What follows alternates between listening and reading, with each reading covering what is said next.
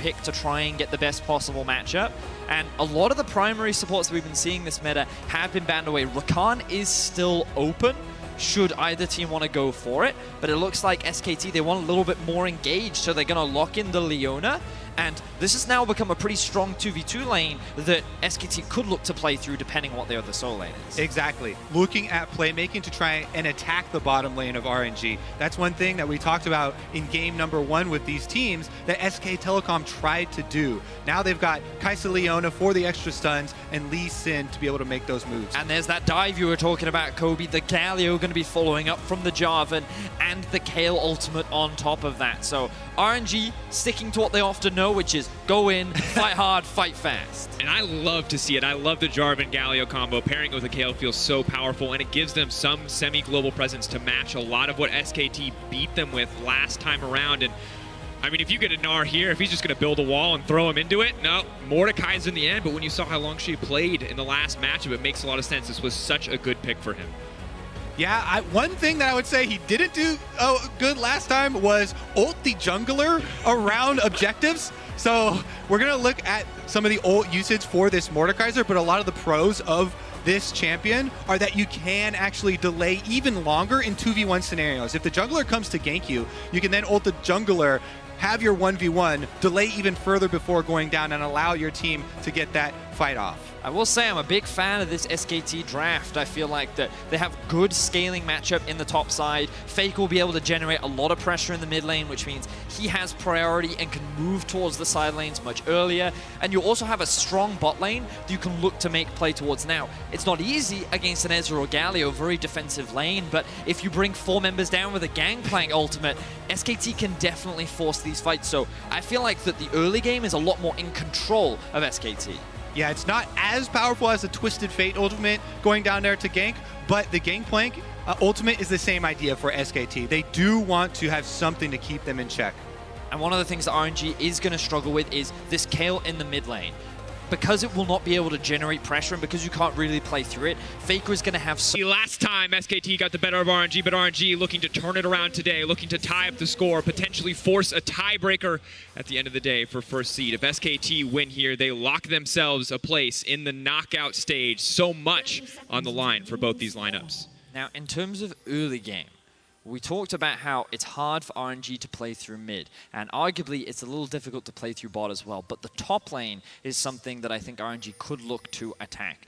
Mordekaiser, his early damage is something that I think a lot of people don't respect. It is extremely high, and when paired up with a Jarvan, it is very easy to look to set up dives onto someone like a Gangplank. So we have to keep our eyes on how Karsa chooses to path in the early game, whether he'll look to path from top side to bot to cover his bot lane, or whether he'll actually look for some early aggression up towards the top side of the map. Meanwhile, on the side of SKT, I think Clid's going to put a high priority on this bottom scuttle crab because he wants to play between this mid and bottom lane triangle that we like to talk about so he can threaten both the Ryze lane and the Leona lane. Both of those champions, ideal setups for early Lee Sin plays, and you want to be able to freely move through that river. So pay attention to the vision control around this river because it's going to be kind of the highway that he uses to traverse both lanes. And let's have a look at this early ward that was placed down from the side of Khan, because you can see that by getting information on the blue buff, this now tells him where Jarvan is starting. He's likely going to be on red and look to path towards top, but Karsa immediately going towards bottom. Jarvan, as you can see on the mini-map, is wrapping around to do a lane gank, but an intelligent ward from Effort there in the side brush.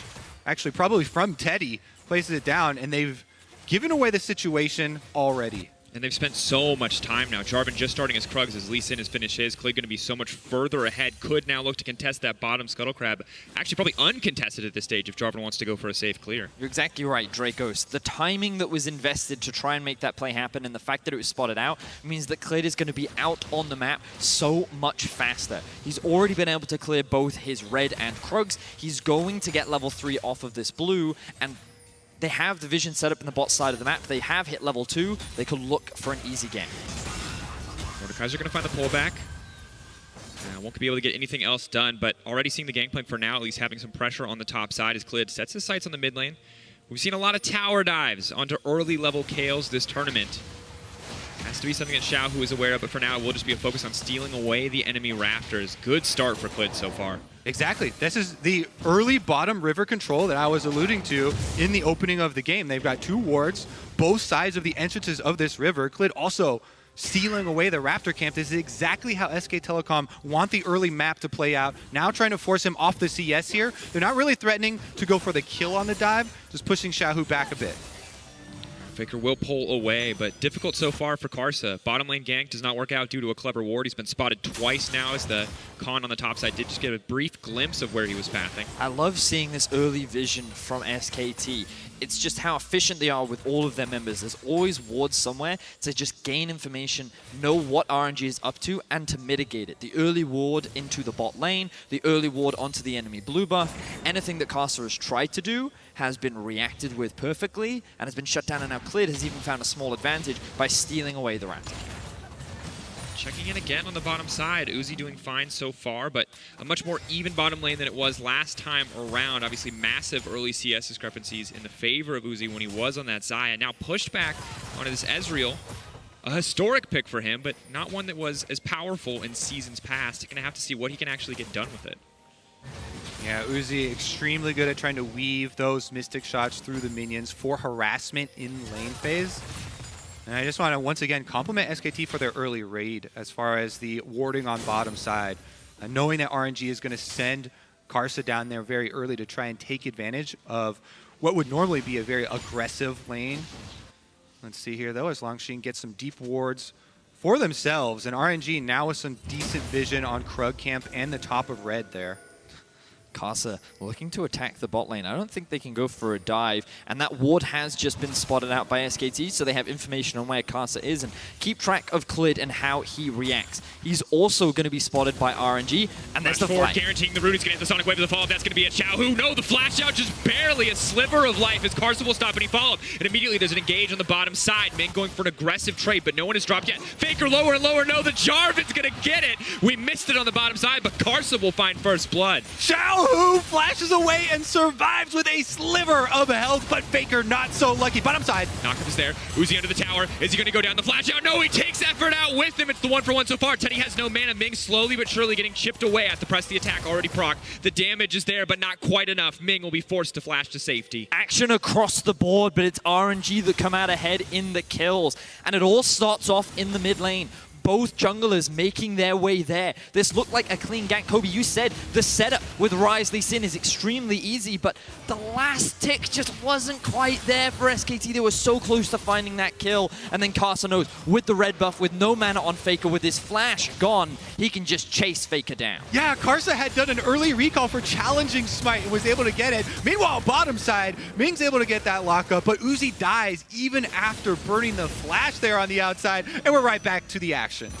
Constant aggressive trading, and it feels already a bit more bloody than the last time we saw these two teams go toe-to-toe. It was such a back and forth early to mid game when we saw SKT and RNG go up against each other previously, but you can see on the graph a chaotic game, and no matter how far ahead one team got, there was always a chance for someone else to come back. Yeah, it was a bit of a bumpy road there, as you can see, but a lot of the big spikes in SK Telecom gold that you could see between the 20 and 30 minute were from Twisted Fate plays from Faker roaming across the map. Here, RNG actually there to answer that first play that we're expecting. Lee Sin as well as Ryze combining, but with them getting the outplay and Karsa actually finding that first blood cash in, this really does set up RNG to answer back.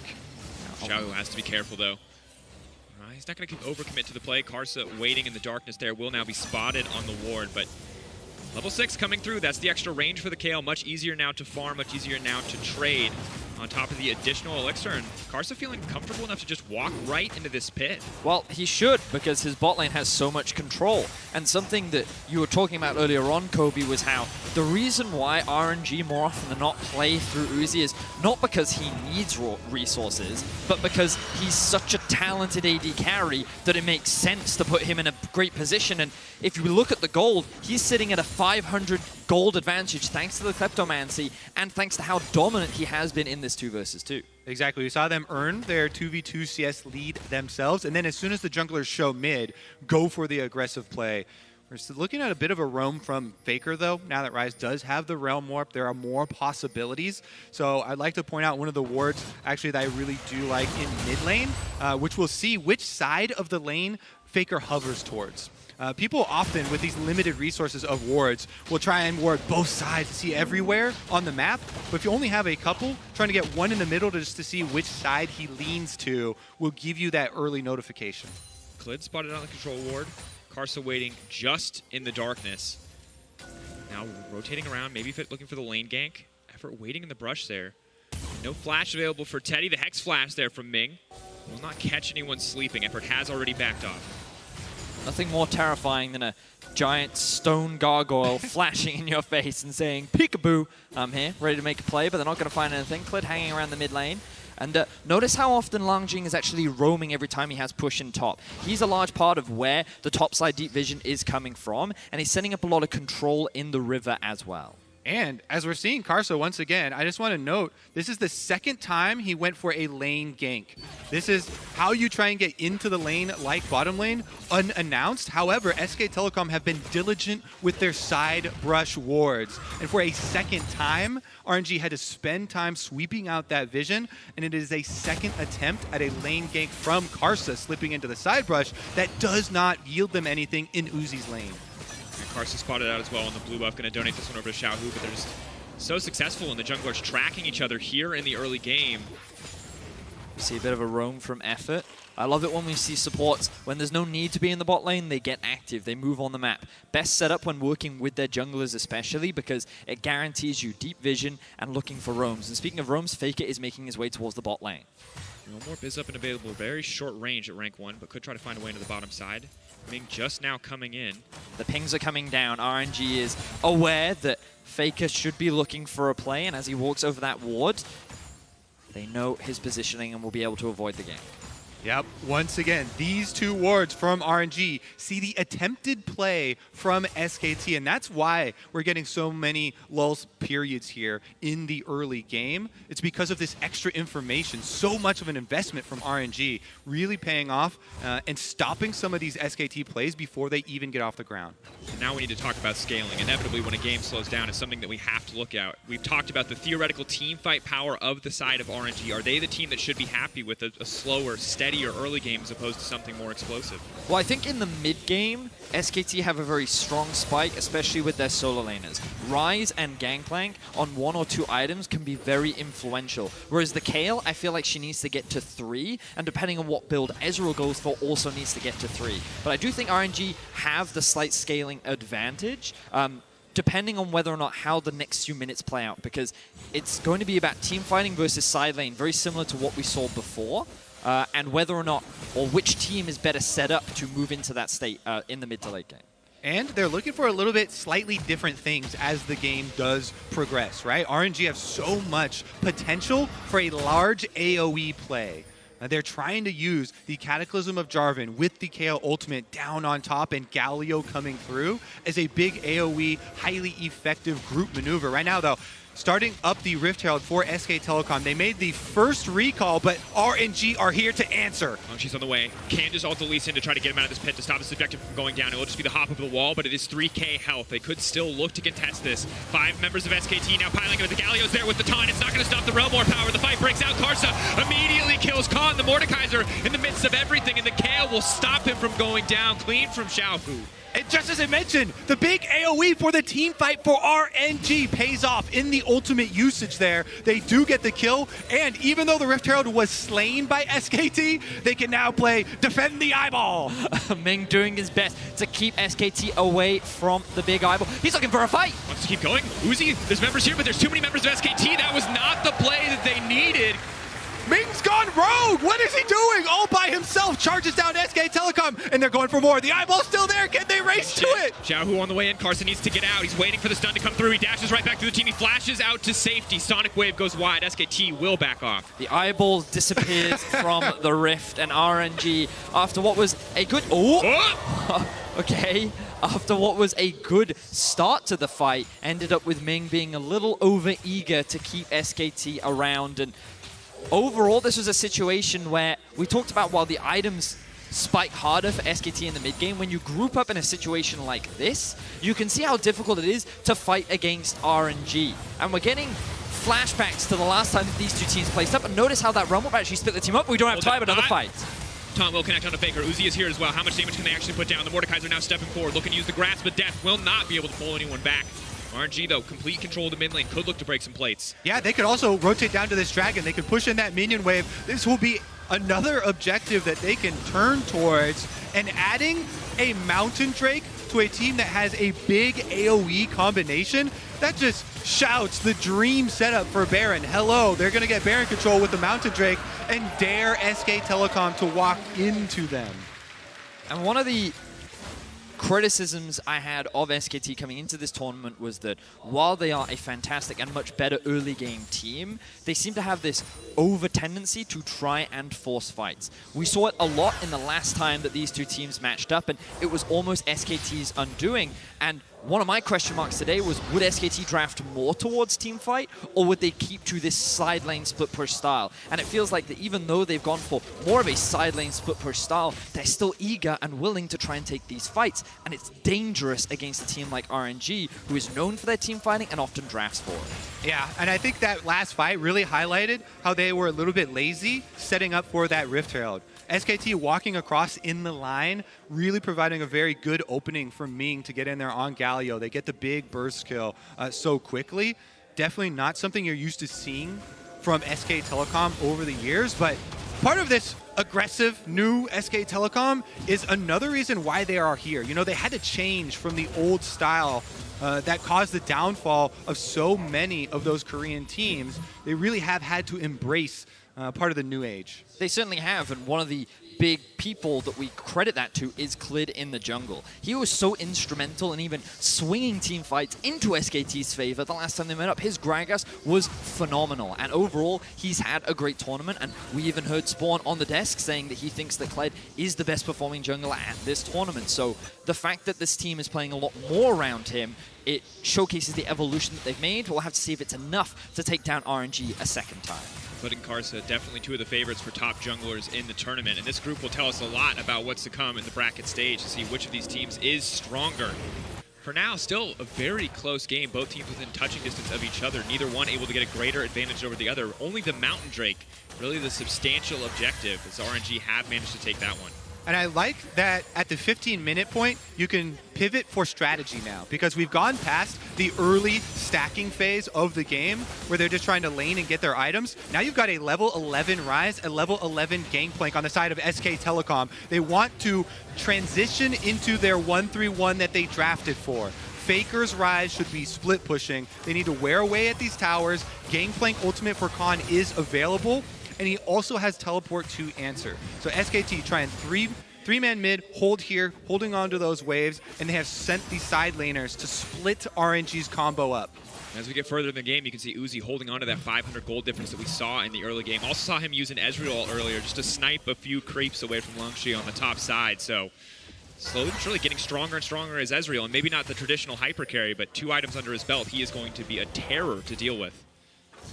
And you see SKT actually not greeting right now. They could have greeted for more tower damage on the top side, but you need to get your reset off versus this squad, because you have to keep up this tremendous vision that they have to allow them to keep on playing the way that they are. Big reason here, you can see the smattering of wards for RNG. They need to get them a little bit deeper to find the Leonas. Someone has to mark Leona, because if not, you're worried about that long-range stun picking off one of your squishier members. And I think that what both teams are looking at over the next 2 minutes will be the Infernal Drake.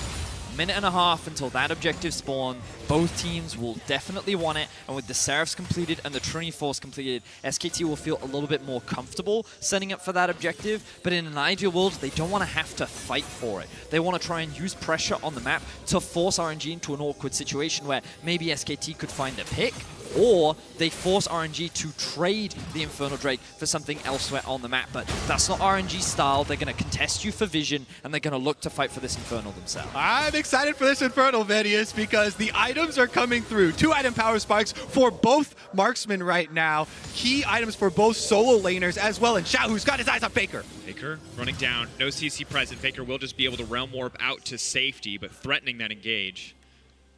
That's going to be one cooldown missing for the fight to come. If they do want to contest that Infernal, 37 seconds and counting down till that one will spawn as Uzi and Ming try to get mid-priority. Want to make sure that they can be first to the pit. So a lot of things are happening right now. Khan is going back to base so that he can spend his gold. Ooh, he's deciding not to do it. Okay, he wants to try and catch one more wave before he resets, but he wants to spend that gold before the inevitable fight is coming through. Trinity Force is now done for Uzi, so at this portion of the game, he's going to be much stronger. Rageblade is done for Teddy. We're building up all these things coming together that will culminate in what should be a big fight around the Infernal Drake. This is the training arc. We're waiting. Everybody's powering up. Everybody's getting every item they can under their belt before they break out. We're waiting for a single engage, a single Leona E. It can be the Galio, it can be the Jarvan, however either team wants to start it. And now the gauntlet has been set. The Infernal. Here comes the TP. Going to be right into the taunt. The flash out from Khan. That's a clean start, but right now RNG are currently split. Uzi has to debate where he wants to go. The ulti already coming out, trying to isolate Leona, trying to stop the CC, but XiaoHu already incredibly low in the back of the pit. Blocked there. Ted just leaps in and takes the kill. And now Uzi has to go toe-to-toe with the Infernal Drake. His effort goes over the wall. This is a disaster for RNG. The Mordekaiser trying to get done what he can, but Uzi is still alive. Uzi is still in the pit fighting the Drake as the Mordekaiser and Faker go toe-to-toe, but Ming drops, and SKT take the fight. SKT absolutely ripped RNG apart in that dragon fight. XiaoHu getting focused at the beginning, causing the early Kayle ultimate, and then flashing into the dragon pit causes an early deficit in their team fighting prowess, and SK Telecom sweep in to get the important trade. It looked initially like RNG had the better setup. They saw the TP come through from Khan, he's forced to burn his flash, and you can see that now RNG are in a great position, but then a huge Gangplank ultimate onto XiaoHu pretty much eliminates him from the fight, and Teddy cleans up. Now Uzi's stuck in the pit, he can't deal damage. Langx is just 1v1ing effort, trying to remove the engage from SKT, but that doesn't matter. And ultimately what looked good initially for RNG was just a scattered fight with which SKT was able to pick RNG apart. Divide and conquer for SK Telecom. Faker applying the pressure early, getting the rune prison down, holding XiaoHu in place. Basically upsetting RNG's game plan that they want with this Wombo combo. An absolute combo breaker there with the Leona ultimate going down early too. Thought that RNG were going to be able to bring it together, but no focus in the team fight cost them dearly. Split fire, losing the Kayle right at the start. Of course, only 1.5 items for XiaoHu thus far, not to the level 16 point, the next thing that we've got our eye on. So has time to scale back up, but can't afford to take another uncoordinated fight in the future. And losing that Infernal is going to hurt them more and more as we get later into the game. And one of the big things about that fight was that now even more gold has gone into the back pocket of Faker and Khan. The two solo laners of SKT are only going to get stronger, and they're actually yet to spend a lot of the gold that they're sitting on. Keep your eyes on the items of Faker once he hits the shop, because with 2.5k gold in your inventory, you can pick up those additional items, and now you are so much stronger than you were in the last fight. And objectives start to go down. They want to split the map. Bottom turret taken care of. Top will be the next destination for them. If you can get that, you empower your 1-3-1 to, well, here we go. Flying a drag over Uzi is so incredibly strong. Khan just gets one shot. That's the 2-item spike for the Ezreal paired with that ultimate.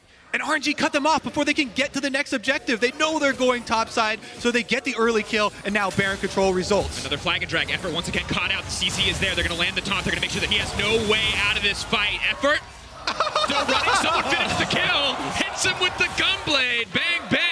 RNG control over the pit. And now RNG are going to go straight for Baron. We've been talking so much about the solo laners, we forgot to talk about Uzi, where all of the gold is sitting on for RNG. That damage was ridiculous. Let's see if Clid can steal. Next flash, trying to deny Clid. He gets kicked back with the taunt lands there. He's trying to buy more time. He puts him in. But no, the Mordekaiser ulted. See ya, Clid. Not what you wanted. RNG gonna take this fight. Ming gonna make it out alive. It's everything the LPL second seed could want. And RNG flipped the game on its head once again. The Baron goes down for them. They don't lose a single member. The gold remains even, but we're in for another masterclass between RNG and SKT. RNG get to the top side of the map 10 seconds earlier than SKT, and they are rewarded so heavily with those 2 picks. Also, reward to Langx. Learned from the first time around he played Mordekaiser. This time, he instantly ults the jungler to secure the Baron control for them. You cannot smite if you have entered the Death Realm. And now, with the Baron buff, RNG will march on SK Telecom territory. And this is important because it's going to be so much harder for SKT to try to split up the map. Faker can push down that side lane, probably can take that tier 1, but has to be concerned about that mid lane, has to be concerned about the fact that RNG are now set up to break 2, if not 3 towers on this push. Yeah, I mean, they're extremely strong, and remember the RNG, they have the teleports that they didn't have last time, so there's no sneaky backdoors that are going to come through from SKT this time around. Faker being forced to base as RNG set their sights on the tier 3. Langx on the bottom side, Faker just now backing. Kick will connect, but there's going to be no follow-up. SKT holding on for now. It's a matter of protecting the cannon creeps as the Mordekaiser starts the bot side wave, but no, Faker instead has decided to continue his push. Mordekaiser will be forced to retreat. Faker can now back and look for a man advantage in the fight unless Langx wants to commit his TP to this mid lane. GP ult now coming out. Not a lot of damage onto the tower. They need to get out before the fight kicks off. Ming wants to go in anyway, right into the GP ult. What was that? Ming once again diving into the face of the enemy team and just handing his life away on a silver platter. I'm going to need to see a replay because has Ming gone rogue again? Let's take a... All right, well, this is the Baron. This is it. Even more important, this is what Clid sees. As we said, once you enter the Death Realm, Baron's not there. Langx saying, you've activated my trap card. You're coming to the Shadow Realm with me. He denies the Baron steal and allows RNG to get the secure. But we have to backtrack to what just happened here. And this is a beautiful replay. What is Ming thinking here? Okay, he's not. That's what we've concluded. That's what he's doing. He's thinking this. He's thinking Leroy I mean, it's a classic. I will say that I don't mind it if you wait out the Gangplank ult. You know, just wait for that one to end, and I think it would have made a lot more sense. Well, the bright side for RNG is that they don't cost their lead. They're still in a favorable position. They gained control over a lot of the map. They've been able to secure a lot more items in their back pocket, and look at how much control they have over the top side. Gangplank is currently sitting bot. His ultimate is going to be up soon, and Langx is going to be forced to deal with him. Tier 2 tower will be broken on the top side for RNG. Doesn't look like they're going to be able to break the base on this Baron push. At least for now, 21 seconds left. Khan still threatening on the bottom side, so despite the Baron buff, SKT still finding some success with split pushing. All right, take a deep breath. After the Baron play, after the dive on mid, RNG have taken over so much of the map. Take stock of the towers, both on top side, both in mid lane, now gone and taken away from SKT. This allows the vision control to starve out the jungle now for RNG. They can move up with the threat of this AoE from Galio Jarvan combination for engaging and push SK Telecom around. And what SKT now want to do is ideally look for picks as RNG are making moves to set up for the next big objectives, which will be this Baron. Because in a straight-up 5v5, I think even though the Teddy is at 3 items and is a very strong Kaisa, the team fight execution is so much harder for that of SKT because they don't have the same front line that RNG has. They don't have the Jarvan. They don't have the Mordekaiser who can literally remove someone from a fight as well.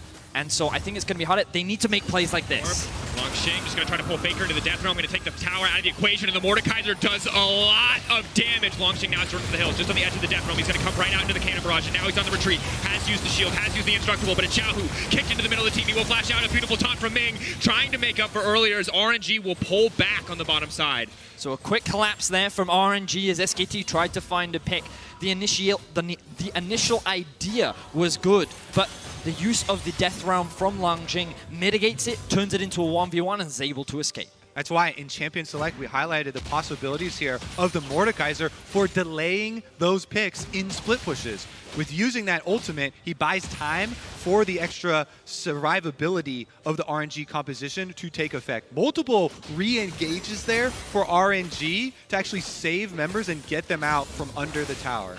He's also a Gnasher's Tooth Mordekaiser, so as much as he's buying time, he also will just threaten to 1v1 kill most members of SKT as the Cataclysm comes out. Effort has to flash out to safety. RNG not overcommitting to the play. They'll get the TP, though, from Khan on the back of that one. And RNG are just forcing SKT to group. They're forcing SKT to be in a situation that suits RNG perfectly, and we kind of have to go back to the early game where we talked so much about SKT wanting to play through bot, which they were unable to do. While their side laners were going even and they found that one big fight around the Drake, unfortunately SKT have not been able to balloon or snowball this lead, so that we're ending up in this stalemate of 5v5 standoff. Yeah, quick macro test here for SK Telecom. They're down teleports on both solo laners. RNG has a level 16 teleport available Mordekaiser, who just pushed up the bottom lane. And with Baron spawning here, they're moving over to try and find the engage. Bert with a miss, just barely going wide. Uzi now knows he's free to poke. So a lot of the threat is gone from the Leona. SKT backing into the pit. They have control over this area. Gangplank going to clear out the last little bit of vision that RNG were holding on to. SKT is split. Maybe they find the engage here. Mordekaiser has the ulti and the flash up and available. Can look to just lock someone out of the fight. RNG could have left their Mordekaiser split pushing, by the way, but they really want to force this 5-on-5. Ming really does not land that taunt, has no longer a reliable way to proc that aftershock. Someone sidesteps, so will be forced to flash out to safety. But now the engage, they found SKT split, they've locked Faker into the pit. Are they going to aggro the Baron to try to get it kicked off? He will. Uzi's going to see that one coming, and now the support is dead. He's trying to realm orb his way out. He's going to do it.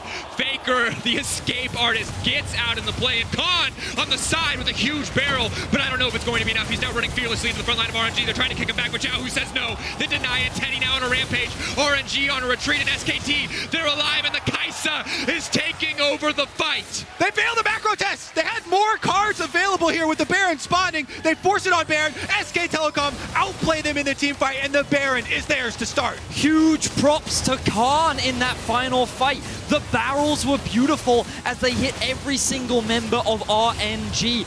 They are now the team to walk away with the Baron. They outplay them in the fight, and they keep their hopes alive in this game. And just an incredible fight. Before we see it again, it's on RNG now to take what they can. For now, that's just a Mountain Drake, a second one to back them up. And as we look back at this exchange, have to keep an eye on exactly what went wrong for RNG. So the initial part is here. SKT are split up, and while Ming is a little over-eager once again, he's forced to flash early, but now you see Faker and Effort forced to run up through the river. This is a good engage from RNG. They should put a little bit more focus onto actually securing the kill onto Faker, but he's out of the fight, it's done. Now Longjing, he's completely isolated himself from the rest of the team. Oh my. And then keep your eyes on Khan here. Look at what he does with the barrel. The triple hit onto every member means that Teddy, with a 3-item Kaisa, can just follow up behind the Lee Sin and just go kill after kill after kill. Then Clid going in, baiting out the Kayle ultimate, flashing to the outskirts. Faker surviving with single-digit HP. And we're into chapter 2 here. He doesn't even react. He's like, all right, just another day for Faker. As the siege now begins for SKT in the mid lane, Uzi potentially going to get cut off on the side. A good sidestep, but now the GP ulti is coming through. Khan fishing for that barrel, but will not be able to find it. Clid may also look for the flank, but has been spotted on a bit of vision as Faker continues to split on the top side of the map. Let that be a lesson to you. A good GP barrel chain can drastically change your fates. Now it is SK Telecom wearing the Baron buff. Part 2 of this game, as we have gone back and forth since minute 2. Yep. And you know it's going to be a tense ending. The last time these two teams met, it was a split push back door that came out from SKT, the triple teleport to be able to secure the Nexus and get the win. We're in a very similar situation where both teams have had a Baron each. While RNG lead in the Drakes, SKT have the Infernal. And you know that both teams are scaling still relatively well. SKT would prefer to play through the side lanes, try and split up the map. Whereas RNG looking for this fight. Uzi not able to find the pick onto Effort, but an incredibly tense game still. Big chunks coming in. The Kaisa is getting stronger and stronger, though, and that's going to make these team fights more difficult. And we saw it in the last one. Teddy, the second he saw those major cooldowns are gone from the side of RNG. He's no longer threatened, and he can just walk through this team. Maybe XiaoHu can look to match him in the fights to come. Has the Divine Judgment, has that ultimate. But for now, SKT with total control. Faker going to TP into the mid lane. They want to keep this momentum going as they move later into the game.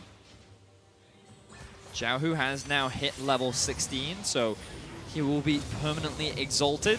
The Kayle is at one of her strongest points as SKT continue to knock down the towers. The towers are now even between both teams, and we're pretty much going to reset the map state to even. Yeah, well, guess what? Faker's hit level 18. He's exalted for Ryze. fully capped out there. Looking at a possible death cap on top of it too. Like to see. Oh! Trying to cancel. Khan flashing out, but he's still locked in. That's, has to be a heartbreaker. Caught between the wall and the Cataclysm. Khan goes down.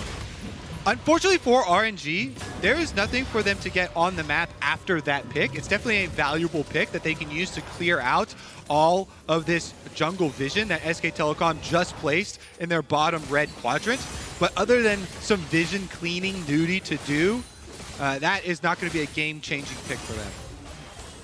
The bright side is they will get the flash out from Khan, which those summoner spells later into the game are extremely valuable. He will still have the oranges for safety, but we'll see how that affects him later on into the game. Honestly, though, both teams going to be waiting for the next Baron. There's no need to try and force anything right now. That will be the biggest objective coming up next, and we're going to have a look back. Of course, Khan, he has... Just farming away, you know? Just let's get that cheeky Those one shot chickens. of the Raptors in there in case anyone... Oh, he's in the shop! And, oh, no. Well... A pirate's life. See, no matter how bad you feel about your solo queue games while you die shopping, it happens to everybody, you know? High-pressure Worlds games, Bronze 3. SK Telecom will always remember this as the day they did catch Captain Khan. He wants parlay, Kobe. Now the Baron will be spawning in about 1 minute and 15 seconds. You can see that RNG do primarily have vision control around this objective. They could look to, yeah, you can see the Galio resetting, stocking up on wards, making sure that even though they have this control, when SKT come to contest, they still have wards that can be replaced.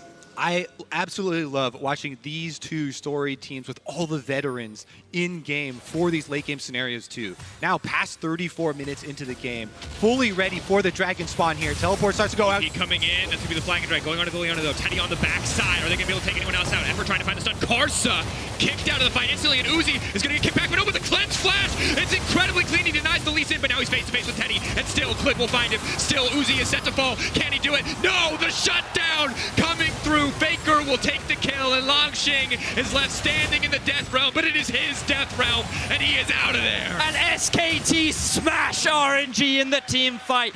All 5 members are dead. SKT still have 4, and they are barreling towards the Nexus. Yep, they're looking for the inhibitor at least, maybe ending the game. How fast can they push? Pushing faster and faster, there's nothing left. This is it. I can't believe it, RNG. They fought tooth and nail at every opportunity, but SKT outclassing them in the team fights will lock them a place in the knockout stage and will give them the head-to-head versus RNG.